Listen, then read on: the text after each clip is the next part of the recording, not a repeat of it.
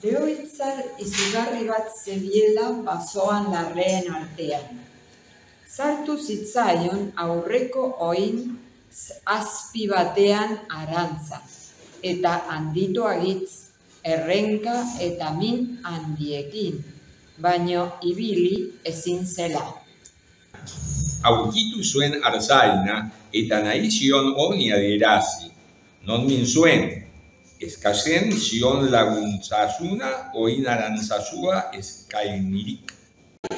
Ikusi zuenean artzainak bere ganantz zetorrela lehoia. Sartu zitzaion ikara larria eta gaizik ez izatearren. Eskaini zion ardi bat. Ordea lehoiak ez zuen ordu hartan ardi gozerik eta bakarrik bilatzen zuen osasuna eta arantza hura ateratzea.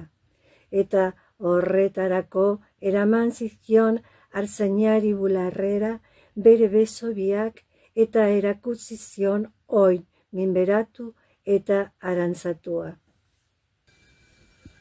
Berehala igarri zion artzainak zer nahi zuen leihoak, eta berduk guztiak joanik hartu zion beso gaixotua. Aztertu zituen orri azpiko bazterrak eta arkiturik. Arantza sartua atera zion poliki eta gero garbitu ere ziozkion barroan handi batekin egin ziren ur usterak.